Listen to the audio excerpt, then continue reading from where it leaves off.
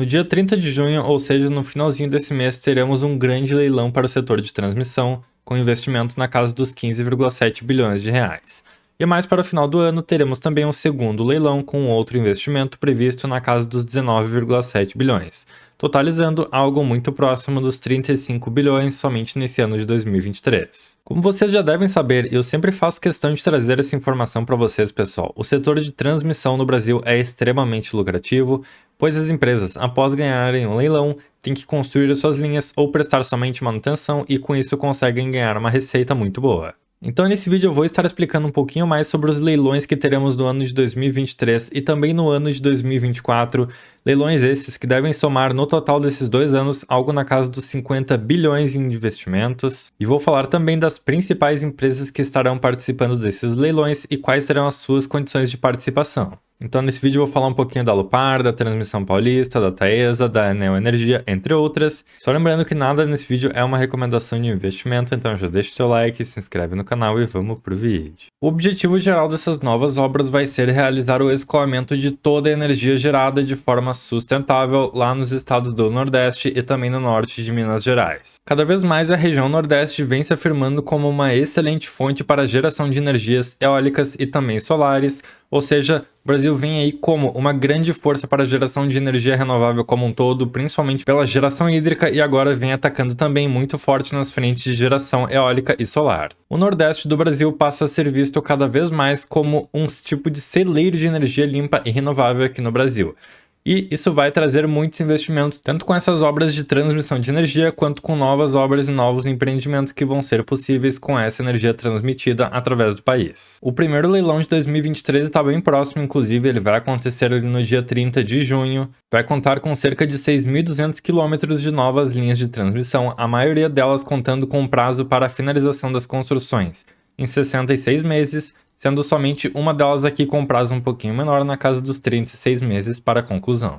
Tudo isso vai trazer essas grandes obras que vão acabar ligando o Nordeste com o Sudeste do país na parte de transmissão de uma forma muito mais apropriada, trazendo contratos com uma vigência de 30 anos. Ou seja, a empresa que conseguir arrematar um lote ali no leilão vai passar a receber durante 30 anos os valores do contrato após a conclusão das suas obras. O Itaú BBA trouxe em uma das suas análises que esse leilão poderá ser grandioso para o setor elétrico, trazendo grandes benefícios para as empresas e também para a sociedade. Essas novas obras vão principalmente melhorar a confiabilidade da rede na transmissão da energia do Nordeste para o Sudeste, mas também vai trazer uma grande oportunidade para as empresas que conseguirem arrematar esses lotes, pois, de acordo com o nosso cenário econômico, tanto no Brasil quanto no mundo, várias empresas vão optar por ficar mais seguras ou vão ficar inclusive de fora desses leilões, então as empresas que participarem podem ter taxas de retorno mais altas de acordo com o lote que elas conseguirem vencer. Nos últimos anos, conforme nós vimos numa melhora da economia no Brasil e também numa grande baixa da taxa de juros, várias empresas começaram a participar desses leilões,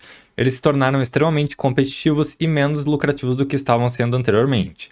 Por isso, algumas empresas optaram por ficar de fora e voltam agora muito forte para buscar arrematar bons lotes, com o objetivo de extrair uma grande renda disso. Vamos dar uma olhadinha então em algumas empresas que devem vir fortes para esses leilões. Começando pela Neo Energia, é uma empresa que atua no setor elétrico, com geração, transmissão e também distribuição de energia.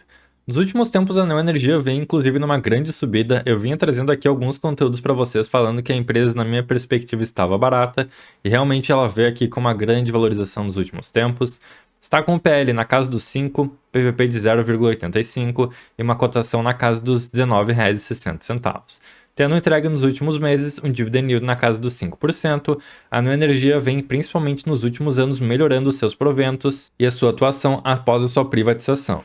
A empresa nos últimos anos vem trazendo resultados muito sólidos em relação ao seu crescimento de receita, EBITDA e também do seu lucro líquido, e vem mantendo a sua dívida muito controlada. Então, nesse sentido, a empresa veio ao longo dos últimos anos tendo uma pequena queda em relação à sua dívida líquida sobre EBITDA, fechando aqui o primeiro trimestre do ano de 2023, muito próximo de 3 vezes a sua dívida líquida sobre EBITDA, estando com um endividamento muito diversificado em relação a indexadores como CDI e Selic e também IPCA. O principal poder de fogo da Neo Energia em relação a esses novos investimentos está em um acordo que ela fechou com o Fundo Soberano lá de Singapura. Então a empresa muito recentemente fez a venda de uma parte dos seus ativos de transmissão e também fechou um acordo para futuros leilões na parte de transmissão, possibilitando que tanto a Neoenergia quanto esse fundo participem juntos, analisem e busquem arrematar os lotes em que eles tiverem interesse mútuo, trazendo então bastante força para a empresa em relação à disputa que ela vai ter com outras empresas. Passando agora para a segunda empresa, e essa aqui não é tão certa, mas é uma empresa que pode entrar agora na parte de transmissão, é a Auren Energia, que atualmente atua somente na parte de geração de energia. Cotada na casa dos R$ 14,60, a Auren está com um PL perto de 5, um PVP em 0,94 e pagou nos últimos 12 meses um dividend yield na casa dos 10%. Esse dividend yield aqui, pessoal, não é algo recorrente, pois veio de uma indenização que ela recebeu de um processo judicial, mas ainda assim a empresa vem com uma perspectiva de aumento de dividendos no futuro. Isso é muito interessante, principalmente com essa possível entrada no setor de transmissão também. Em relação ao endividamento que a Auren tem atualmente, ela está com uma dívida líquida sobre EBITDA na casa de 1,6 vezes, então a empresa está extremamente confortável, tem bastante caixa para participar também. E em relação à sua amortização de dívidas, ela está muito tranquila também para os próximos anos, de forma que a empresa vem muito preparada e vem já com bons olhos para entrar nesse leilão de transmissão. E caso ela veja alguma obra que pode trazer um grande retorno, a empresa certamente vai entrar muito forte nessa disputa também. O CEO da companhia inclusive traz que não há nada certo em relação à sua participação ainda, mas que, tendo em vista a maior atratividade desses leilões, é bastante possível que a empresa realmente entre e busque arrematar alguma obra muito boa para ela. Claro, não podemos esquecer dela, uma das gigantes de transmissão aqui do Brasil, a Alupar. Estando cotada a um preço de R$ 29,30, a empresa vem entregando uma grande valorização em cotação, principalmente nos últimos meses. Está aqui com o PL próximo de 12, um PVP na casa de 1,20 e vem com um dividend yield um pouco mais modesto na casa de 4,90% nos últimos 12 meses. Mas como a Alupar saiu muito recentemente de um ciclo bem forte de investimentos, a empresa vem voltando seus olhos mais para pagamentos de dividendos aos seus acionistas, então as perspectivas para os próximos anos é que a empresa venha ampliando cada vez mais os seus dividendos, mesmo com novos investimentos a caminho. E falando da dívida líquida sobre EBITDA aqui da Alupar, ela está um pouquinho menos tranquila do que outras empresas nesse sentido. Então a empresa vem tendo aqui um pequeno aumento em relação ao seu endividamento nos últimos meses. Está aqui na casa dos 3,5 dívida líquida sobre EBITDA, mas ainda assim eu entendo que a empresa tem aí bastante condições de participar e arrematar bons lotes também, sendo bastante competitiva nesses leilões. No caso da Alupar, o seu CEO disse que a empresa ainda tem fôlego para participar dos próximos leilões. Ela vem participando inclusive de todos os leilões anteriores que nós tivemos aqui no Brasil, tem aí inclusive alguns empreendimentos fora do país, e ela vê que o cenário desafiador ainda continua, então nós temos a questão de juros altos, inflação, e tudo isso sim pode trazer grandes oportunidades, mas continua trazendo também muitas incertezas ao mercado. A próxima empresa que eu vou trazer aqui para vocês é a Taesa, com uma cotação na casa dos R$ 38. Ele está hoje com um PL de 8,65, um PVP na casa de 2, tendo pago nos últimos 12 meses, um dividend yield muito próximo de 10%. Vale lembrar aqui, pessoal, que no caso da Taesa, a empresa provavelmente vai ter uma boa baixa em relação aos dividendos que ela vai pagar nesse ano. Os dividendos que a empresa paga levam em conta uma normatização contábil chamada IFRS, e como nós temos aí na economia brasileira o indexador IGPM vindo numa queda, o que traz também menos aumento em relação aos lucros que a empresa vai ter nos seus reajustes, então por isso a Taesa vai ter menos possibilidades de pagamentos de grandes dividendos nesse curto a médio prazo. Vale lembrar que a Taesa já está fazendo pesados investimentos para se resguardar das suas concessões que estão terminando, então ela, das grandes transmissoras, vai ser a primeira que vai ter as suas concessões terminando e ela vai perder em somente alguns poucos anos cerca de 50% de toda a sua receita. Por isso, a empresa vem investindo pesado e provavelmente vai vir muito sedenta também para buscar arrematar algum bom lote agora nesses leilões que nós vamos ter. A empresa está com uma dívida líquida já um pouquinho esticada também, na casa dos 3,9 vezes a sua dívida líquida por EBITDA, o que pode acabar complicando um pouquinho a sua situação.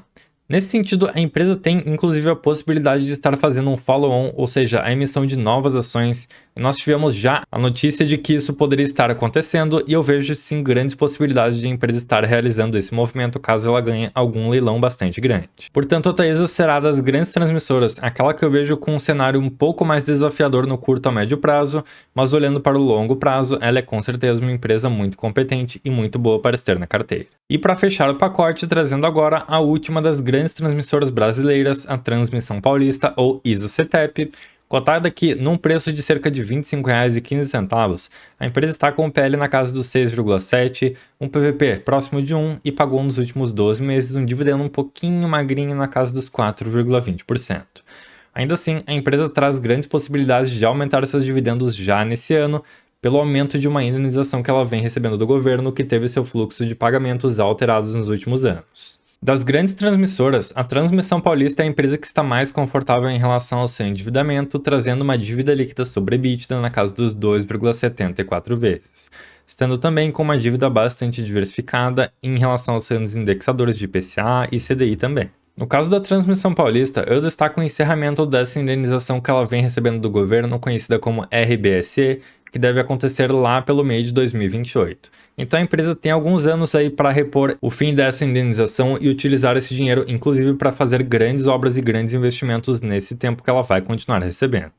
Então, por isso, a Transmissão Paulista vem bastante forte também para esses próximos leilões. Bom, pessoal, essas foram, ao meu ver, as principais empresas que vão participar dos leilões. Claro, nós temos ainda muitas outras empresas importantes e também muito parrudas aqui no Brasil que têm grandes possibilidades de ganharem, mas elas são empresas, ao meu ver, um pouquinho mais problemáticas, e eu posso citar aqui, por exemplo, a CEMIG, a Copel, que não vai participar dos leilões. Nós temos também aí empresas como a Eletrobras, a Energia do Brasil, inclusive outras empresas que não estão sendo listadas na bolsa, mas que podem participar desses leilões, inclusive arrematar algum lote.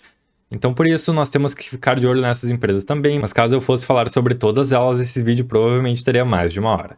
Então, nesse sentido, eu trouxe somente as principais empresas para vocês, pessoal. E vale lembrar que mesmo que as empresas estejam numa situação um pouquinho mais difícil agora, essas obras têm um grande tempo ainda de janela para sua construção. Então eu mostrei para vocês que grande parte dessas obras tem ali um tempo máximo de conclusão na casa dos 60 meses, e isso traz também para as empresas uma janela para elas reduzirem o seu endividamento antes de focarem nesses investimentos. Então por isso eu levanto esse ponto de atenção também. Mas bem, pessoal, o que eu tinha para esse vídeo então era isso. Deixem aí nos comentários qual empresa do setor elétrico vocês mais gostam e qual vocês acham que vai sair muito bem nesse leilão. Peço que caso tenham gostado desse vídeo que deixem o seu like e também se inscrevam no canal. E é isso, pessoal. Um abraço para todo mundo. Tchau, tchau.